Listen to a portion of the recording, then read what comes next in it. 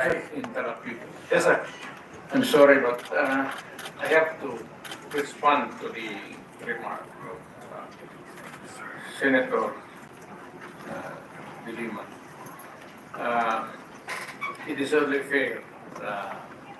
Bigyan niyo ako ng 1 minute. And I have read, this is part of my speech, but I want to make it of record. Ito yung the long and short sa trabaho ko. Nung mayor ako, pati presidente ako, is that the jobs nung dalawang trabaho was never easy. And it was not meant to be. I have tried to do the best I can to address the problem of illegal drugs and without compromise. Kasali na lahat yung naririnig ninyo. Whatever it is, hindi ako nag-compromise. Sinabi ko, ito, pagka pumasok kayo dyan, walang compromise, walang ariglo, walang usapan. Do not do it in my city. Nung presidente ako, sabi ko, bitawan ninyo. Kasi pag hindi, magkakaroon talaga tayo ng problema. Ito na ang itong ngayon. As I've tried to do the best I can to address the problem of illegal drugs firmly and without compromise. Yan ang gusto ko lang iiwan dito bago ako alis. O bago ako alis sa mundong ito. For all of its successes and shortcomings, it was not a perfect one. Maraming mali. Baka may maraming krimen. Alam mo, gusto ko lang iiwan ito sa Pilipino. I would never have any other chance maybe in the future. But for all of the successes and mali o ano, I alone take full legal, moral responsibility. Yan ang iniiwan ko sa inyo.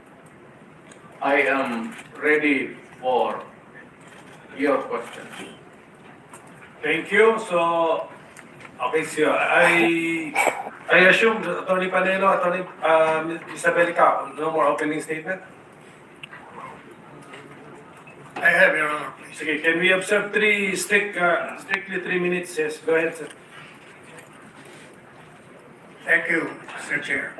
I, Salvador Panelo, hereby depose state under oath that from July 2016 to October 2021, I was the Chief Presidential Legal Counsel of then President Rodrigo Roa Duterte from October 2018 to April 2020.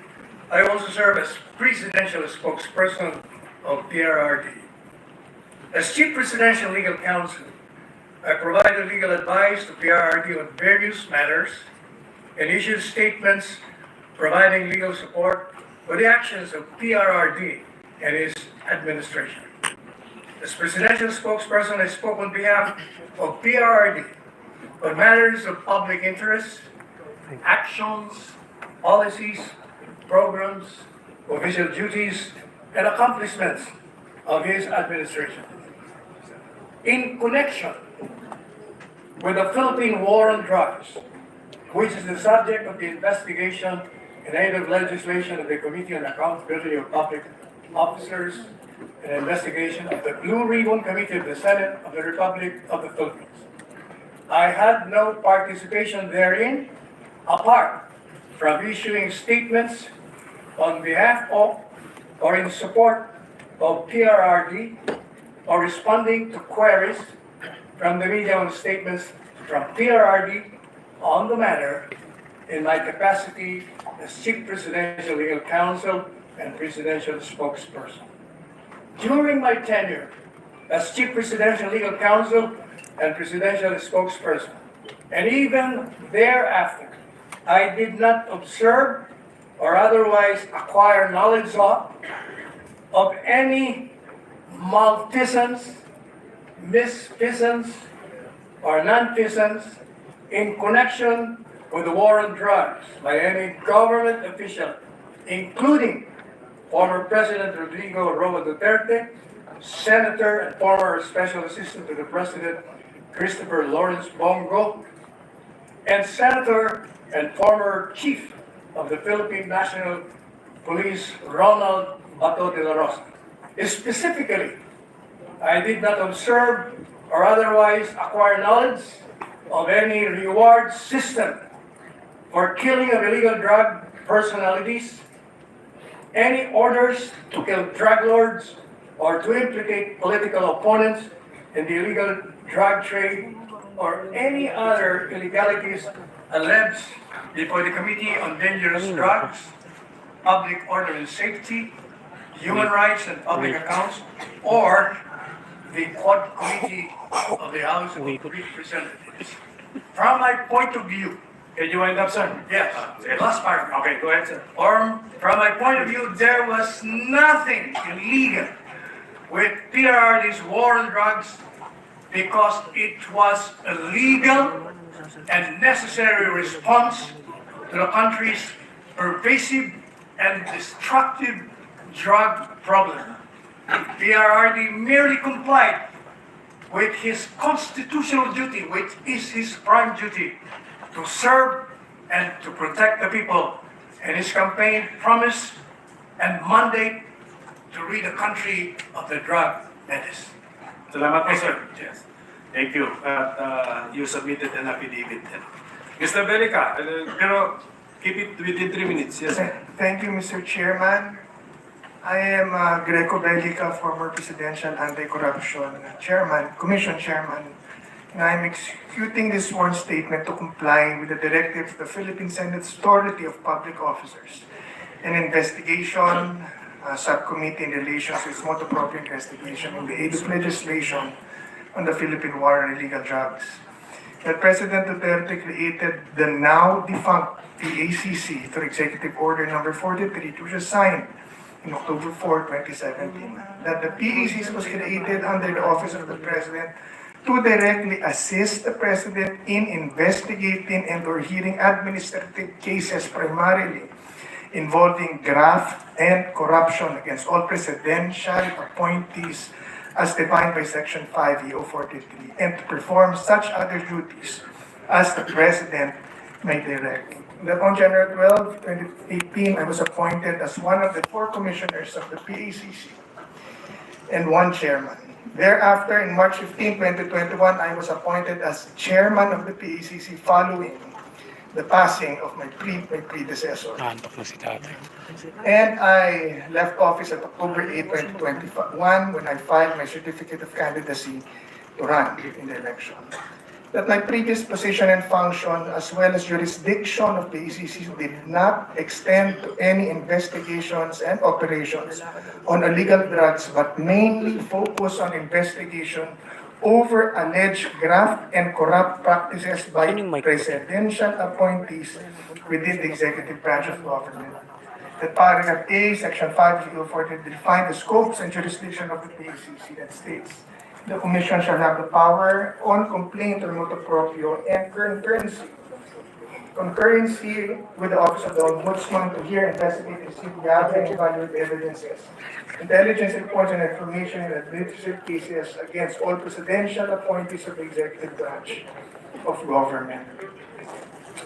Occupying the position of Assistant Regional Director or equivalent to the rank higher otherwise classified by Salary Grade 26 Act, including the members of the governing board with instrumentality. I'll, that consistent with Section 10 EO 43 complaints and Oo nga, cases inaantok filed kasi and dati eh. extended Ayaw pa nila to po uwi. PECC relating to possible violation of RA 9165 are immediately referred to PIDEA, DOJ, PNP, NBI for proper investigation. To the best of my knowledge and recollection, all illegal drug-related matters outside PECC's jurisdiction were referred to these agencies. I see I have helped and continue to help in the demand reduction program of the government by helping in the prevention campaign of those at risk of illegal drug use, as well as the rehabilitation and recovery of former drug dependents. Thank you, sir. Thank you. I have a copy of your affidavit there.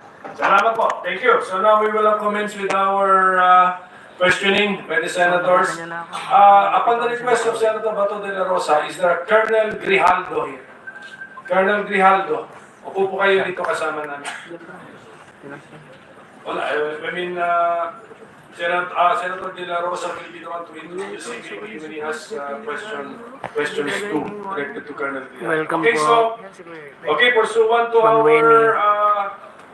guidelines, we will now commence the questioning. We will have to start with our Senate officers. So I now recognize Senator Jingo Estrada. You have 10 minutes, sir. 10 minutes. Thank you. Thank you, Mr. Chair. Some questions addressed to the board. Mr. President, kanina pa mo ba yung tingin na tingin sa amin?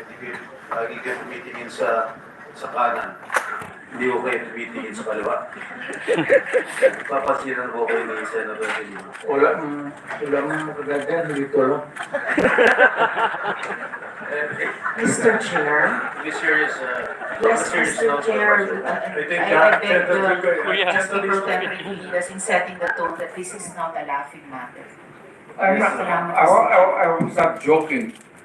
I was just, para malighted lang yung mood, Mr. Chair. By the way, on a serious note, Yes, Mr. continue. How do you assess the campaign against illegal drugs during your time, Mr. President? Do you consider it as a success, Mr. President? Mr. Senator, it is a continuing problem for the country and for the entire world. The drug problem is a very serious and pernicious, virulent ailment that the country is facing. Panahon ko and the previous presidents. Yung panahon ko, hindi siguro ninyo nagustuhan not you. Yung the entire country, I am addressing the entire country. Baka hindi ninyo nagustuhan. But yun ang style.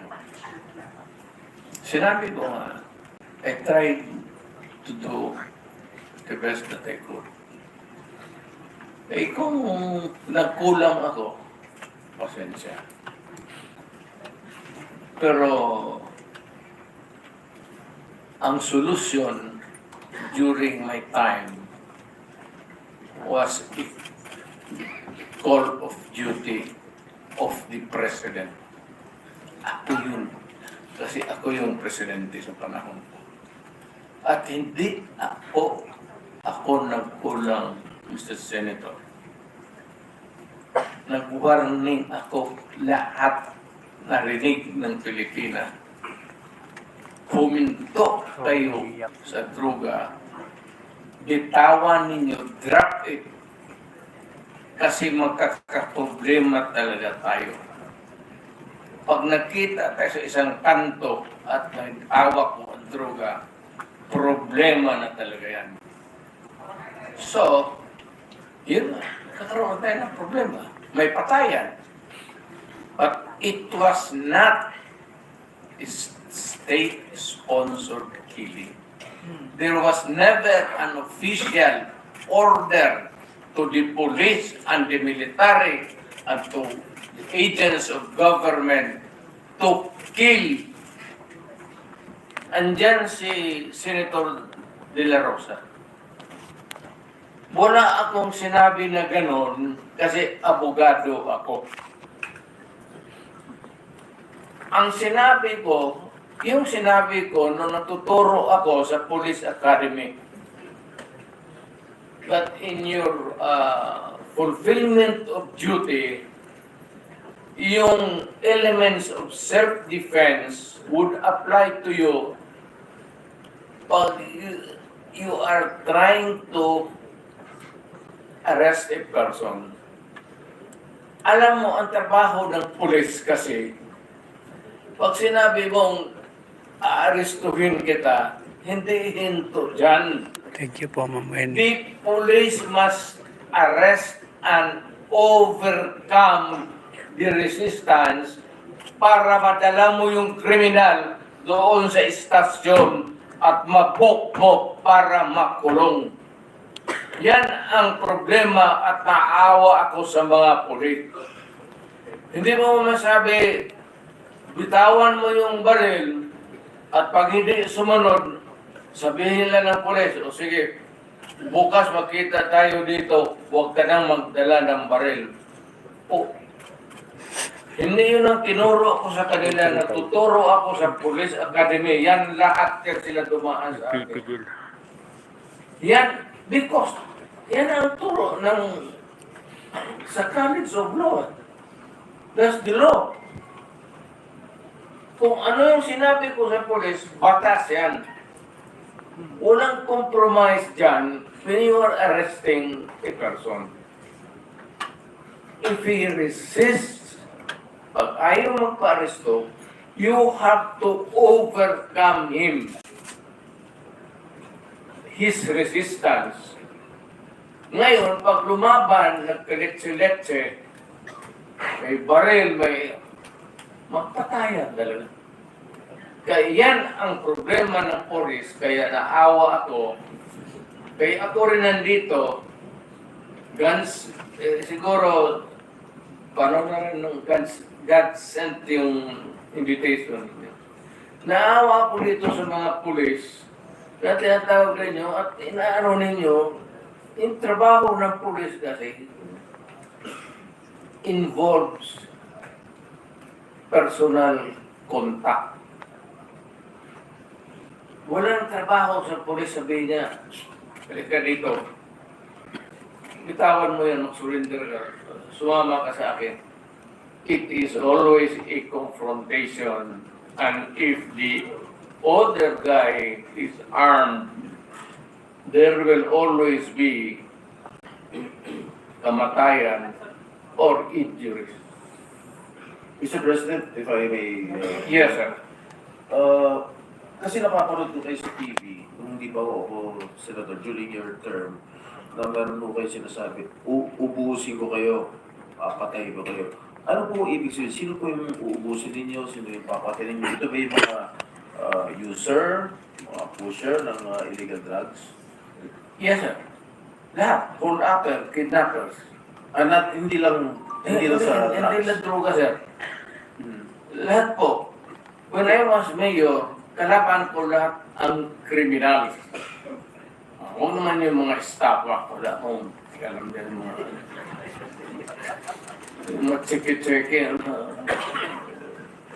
Yung mga kidnappers sa Mindanao po, marami yan. At yung mga lawless elements doon, when they go on a rampage, they take over the entire municipality. I-hostage nila yung municipality, yung bangko lahat doon, hino-hold up. At yung police hindi makagalaw kasi nakapalibot sila and there are civilians. And they cannot start a war because the civilians eventually will be killed in the process. Patay sila. Nung sinabi niyo pong uubusin ko kayo lahat, papatayin ko kayo lahat, ito ba ho yung naging resulta kaya marami akong naging patayan? Ganun pa ko lang. Literally, yes. So, pero wala po kayong inuutos sa mga dating chief of police ninyo, chief of PNP na pumatay. Warning lang na, istorya mo lang yan, sir. Chismis lang ako. Alam mo, pagka mayor ka, o presidente ka, pag sinabi mo, hoy, huminto kayo dyan, masama yan, illegal yan, walang mangyari sa syudad mo. Pag sinabi mo, huminto kayo,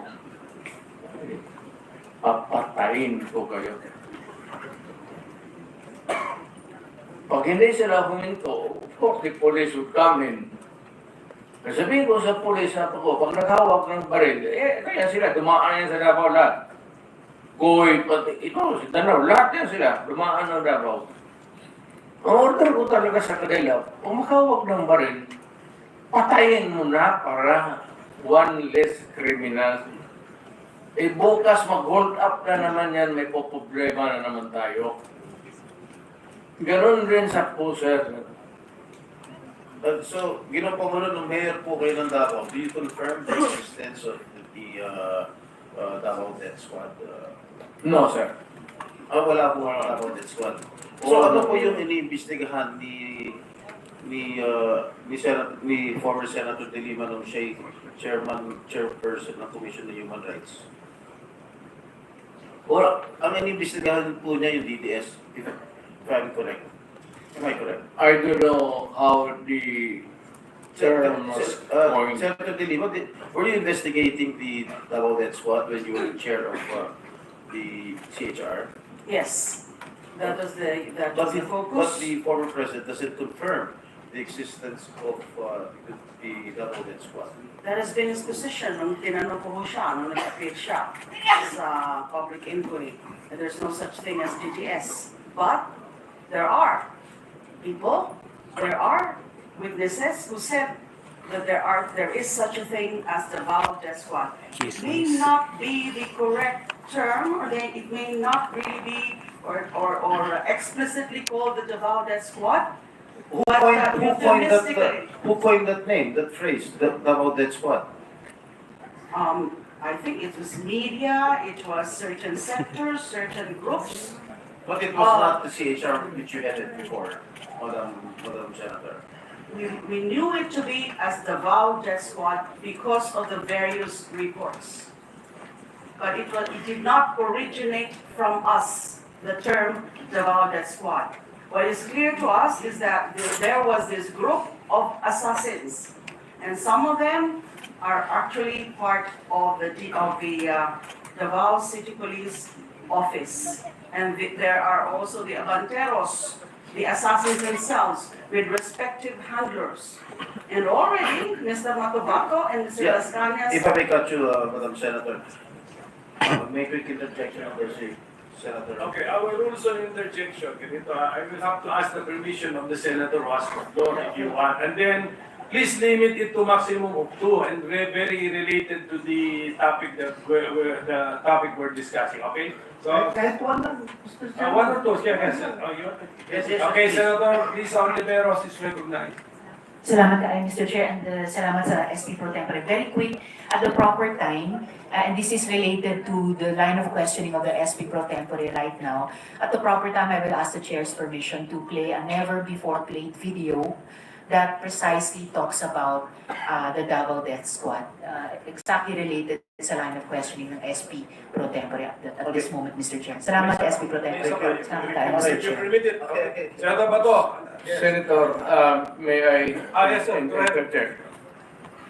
Lahat itong sa right side ko, dumaan ito ng Chief of Police Director.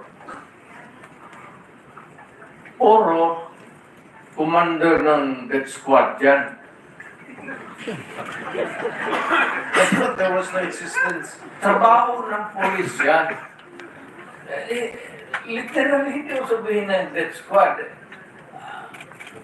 Isang senador, yan nakakaupo dyan, si Senator De La Rosa. Death squad rin yan. Because they were police directors handling the controlling crimes in the city. So pag sinabi mong death squad, it's a very loose term na ginagamit mo lang parang ganun isili. Lahat yan sila, ito, si Danaw, ayun mo. Ayun, nagdadasal kasi sa kanan niya siguro. Ano bang, sila bang pinatay mo? Dumaan yan. Ito, De La Rosa. Tanungin ko sila ngayon. Tanungin ninyo. Openly, lahat yan dumaan pagka-police chief. Pati yan si Gamboa. Tanungin ninyo. Danaw, kung may utos ba ako na patayin ninyo yung tao na katali, yung paa, pati kamay sa likod, or assassinate them. Ang sinabi ko, ganito, prangkahan tayo, encourage the criminals to fight. Encourage them to draw their guns. Yan, buhay yan. Ayan na sila, yan ang instruction ko. Pati yan si Kuy. Encourage, pati yan si De La Rosa, encourage them lumaban. Pagka lumaban, patayin ninyo para matapos na ang problema ko sa syudad ko. Nung na-presidente ako, ganun rin sa command conference. Diyan sa Malacanang. Yan ang utos ko. Bakit ko pagbigyan ng punta? Criminal, they go after the innocent people, robbing. Mabuti na lang sana kung aakyat ng bahay. Mayroon akong tabi. Aakyat ng bahay. Magnakaw. Re-rapin yung bata, re-rapin yung babae, tapos papatayin. Kung ikaw ang mayor, how do you deal with the problem? Ano kaya ang tingin ninyo sa...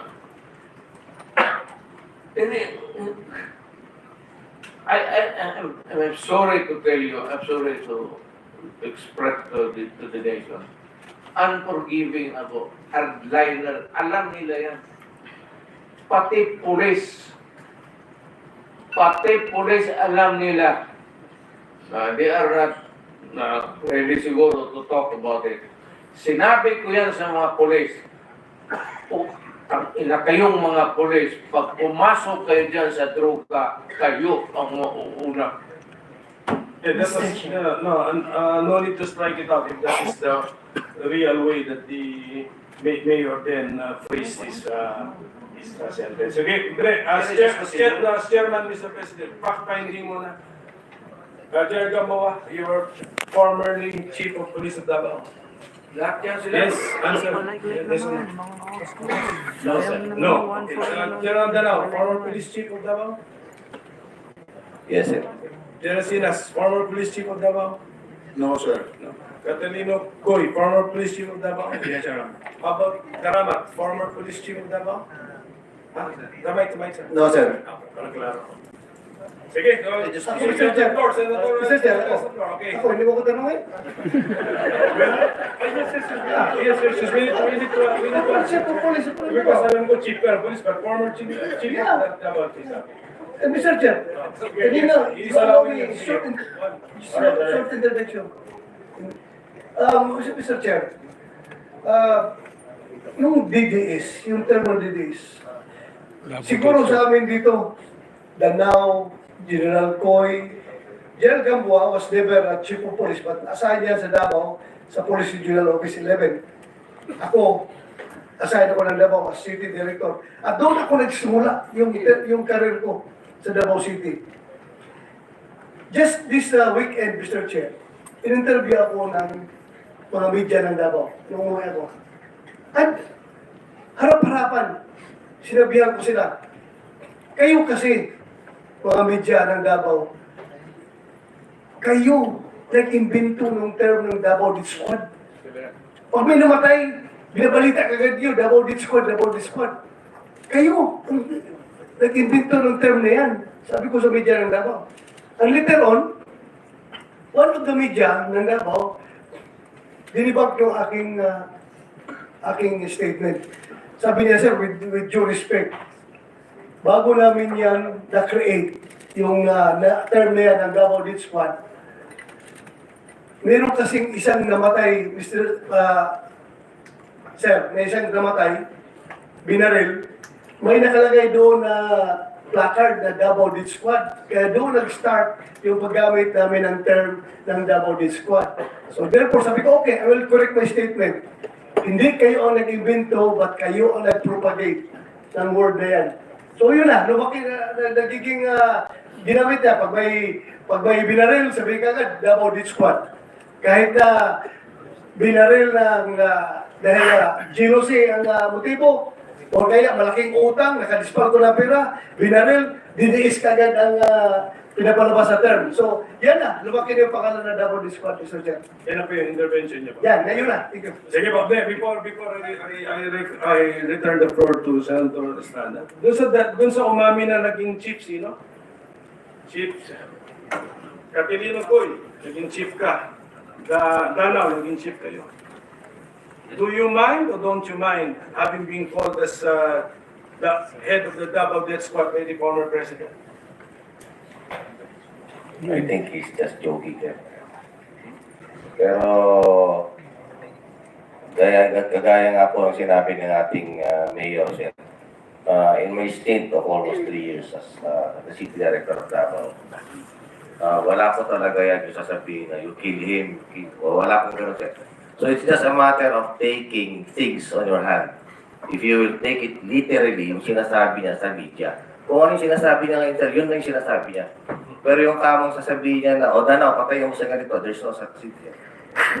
So walang ganun.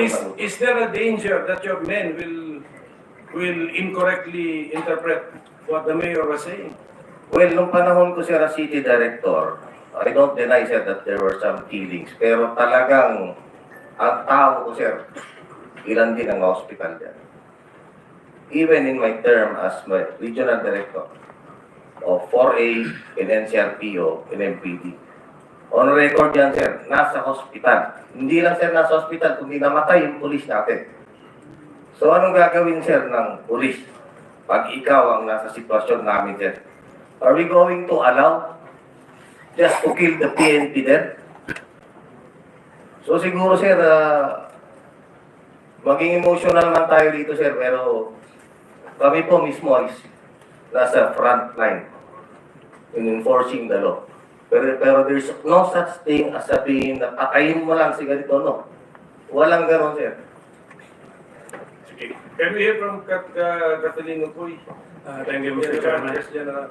I find very much the being associated with the DDS because during that time when I was the city director of Davao, it was really a problem for us, especially the unsolved killings. Actually, we had a case in Ombudsman because of command responsibility.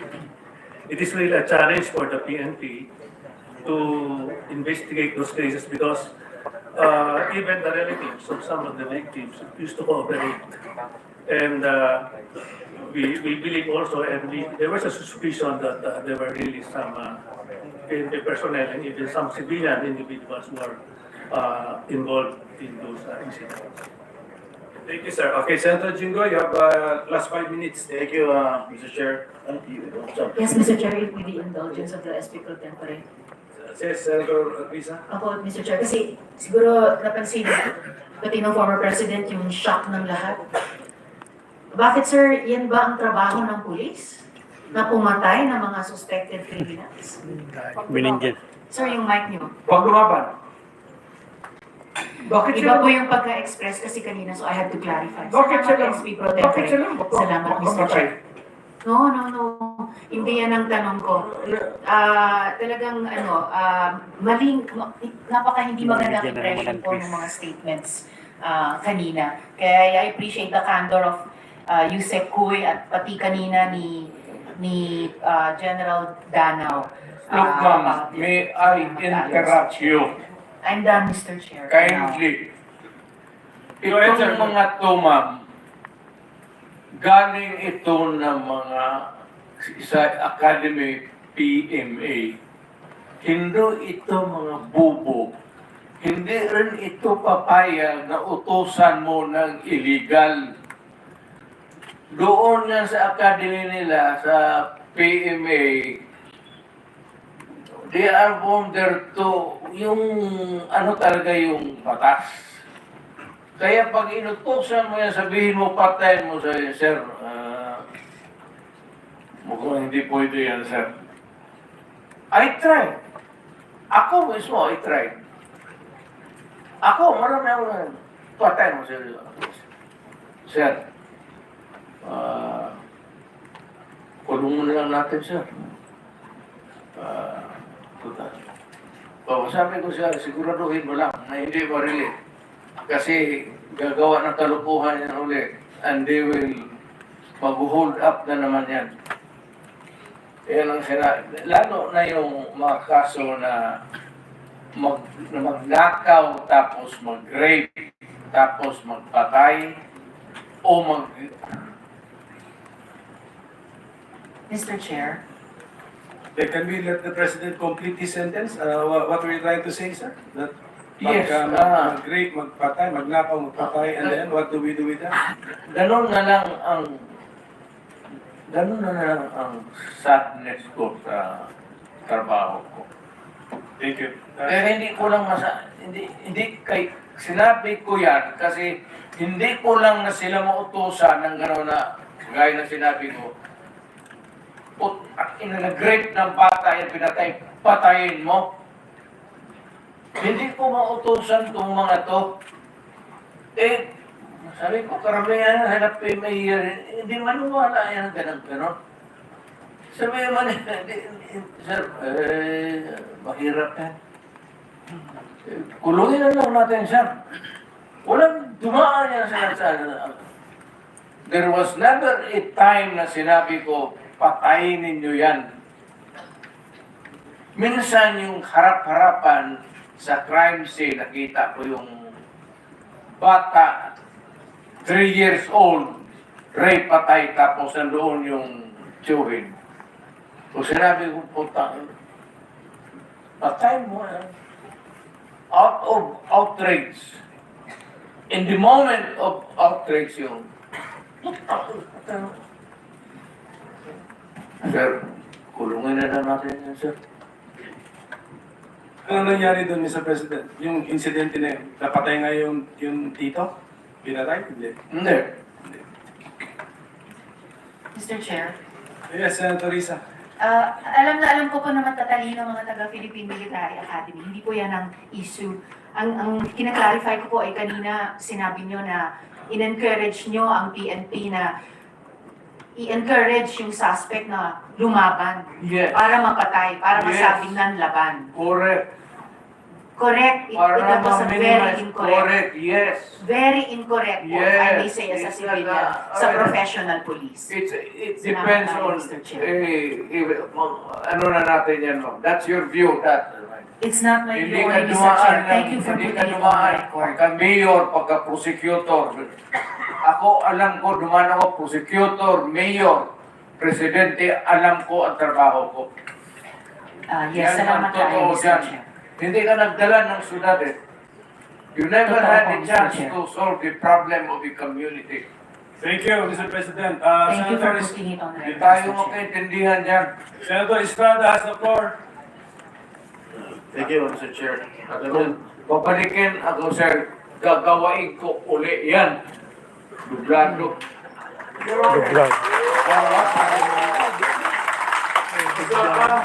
So silence the gallery and those who will do that again, exclude them from the hearing hall. Gallery, please do not encourage me. Mr. President, it's now Senator Estrada who has the floor. Thank you, thank you. Thank you, Mr. Yes, Chair. sir. Alam niyo po, nag-mayor din po ako ng San Juan, kaya I know where the former president is. Marami pa rin siguro pinatay, sir. Mr. Chair, Mr. President, bibigyan mo namin kayo ng pagkakataon to air your side dahil nung napanood ko po yung mga revelations ng mga resource persons sa Quad Committee sa House of Representatives, marami po mga revelations po ang mga naglabasan, katulad po nung kay Colonel Garma. Ang sabi po niya, she received a call from you sometime in May 2016. Can you confirm this, Mr. President? Ay, hindi ako tumatawag ng polis. Bahay? Yung sabi na yun sa bahay? Pwede mo na pupunta ng... Before you assumed the presidency, you were still president-elect at the time. Sabi niya May 2016. So I presume you were still president-elect, Mr. President. I do not remember Calling her. calling her. And for what? Yung presidente ako, nandiyan na yung lahat nasa akin na ang... Ang sabi po kasi niya doon sa kanyang revelation doon sa Quad Committee, nagpapahanap din po kayo ng isang police officer na miyembro ng INC. Tama po ba ito? Yun po ang sinabi ni Colonel Garma doon sa Quadcom, sa House of Representatives. Yun po mo. I hate to say this one. Nagsisinungaling yung gagang. Bakit? Bakit ako mamili ng Iglesia ni Cristo? Di, yung mga aglipay pati isali ko na lang. Yung Mormons. Why would I zero in sa Iglesia ni Cristo? Puro ba reason? Yun po ang sinabi ni... Kaya, sir, I am just trying to explain to kung bakit ako magpatawag ng Iglesia ni Cristo? Ipatawag ko na lang yung Mormons o kaya yung Aglipay. Trabaho nila yan, sir. Ako, Mayor Presidente. Wala akong pakialam kung anong reliyon ninyo. Trabaho kayo na. Alam nila yan. Alam nila yan kung paano ko sila murahin. Do not give me that shit to good tongue. Mr. President, pero gaano niyo po kakilala itong si Colonel Garma? At kailan niyo po siya nakilala? Saan ba ito nagka-problema itong babae na ito? Wala ito sa asawa eh. Si Niligawan niyo po? Oo, si Pilila. Niligawan niyo po? Sino? Si Garma?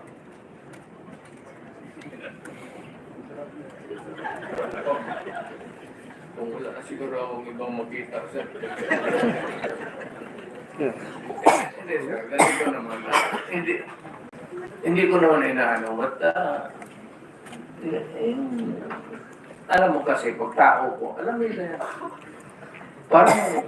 parang close mo talaga. Kasi, ganun ako mag-tractor dito sa police. Ito sila, sir, mabutit nandito kasi puro dumaan ito sila sa akin. Ganun talaga ako mag...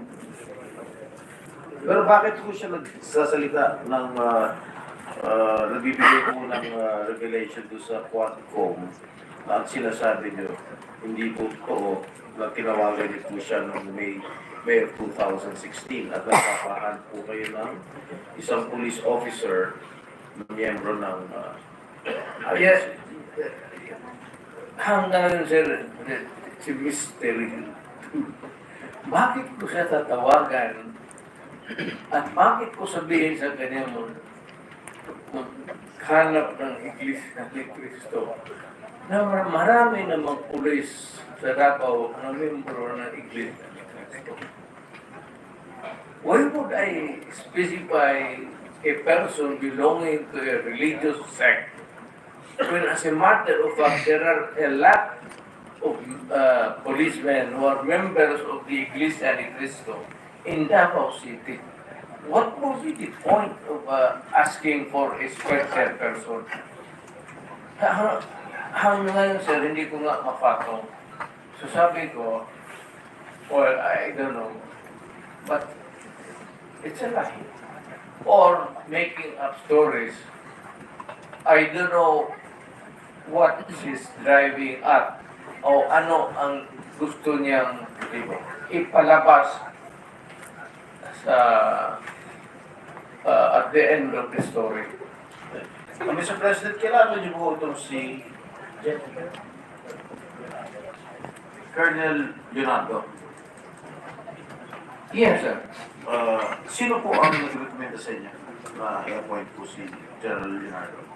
Kasi base nuro sa testimonya ni Colonel Garma, siya yung nag-recommenda kay Leonardo sa inyo para i-appoint. Tutok niyo po. Well, kasi, alam mo, I cannot create a unit sa police because we do not have that kind of authority now. Hindi ako pwedeng magtawag ng police dito, o sige, kayo ang unit and you are, you do this job. You have to clear it with the At hindi papayag itong mga chief of police kasi meron din silang organization mismo for drugs and for itong whatever mga specialized narcotics, tapos itong mga smuggling. Hindi. Kasi po ang testimonya po ni Colonel Garma sa Quadcom sa House of Representatives, tinuturo po niya ito si Leonardo na nagbibigay po ng reward money sa mga police officials na nakakahuli o nakakapatay po ng mga drug pushers. Gusto ko lang, at least you can air your side, Mr. President, kung talagang totoong may reward money. Sir, looking kita ng ganito. Bakit ako magbayad sa kanila? Trabaho mo nila yan. Kung ito, bulsa ko na lang. If there is a fund for that, thank you, ito na. Trabaho nila yan eh. The best that I could minsan is pupunta ako. Iyaya ko yan sila na magkain. Or kung may mga problema sila na personal, alam mo sila, ganito yan. Yan po sir, maliit lang talaga yung sweldo. Maliit talaga hanggang ngayon, maliit talaga ang sweldo. Pag hindi pumasok ang local chief executive o city mayor at may problema ang personal yung pulis, cancer ang asawa, sweldo. Walang ibang puntahan yan ikaw. Pag hindi mo tinulungan ang policer, patay. Yung sweldo nila cannot cope up with the demands of mga problema. Minsan, yung tanongin ko, ilan ang anak mo? Magsabi, alam nila yung estasyon. Sa estasyon nila, yung station manders na sila. Tapos magtanong ako sa isang police, ilan ang anak mo? Sabihin, 6. Sir, ito prangkahan. Nagagalit talaga ako. Putang.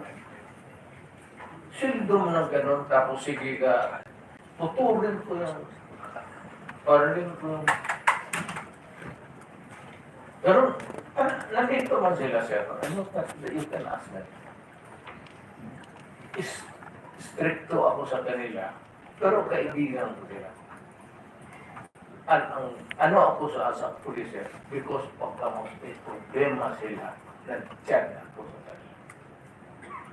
Pero pulis talaga ako at matagal akong nagturo sa Police Academy kasi noong practicing lawyer ako, wala masyado akong kita kasi bata pa ako.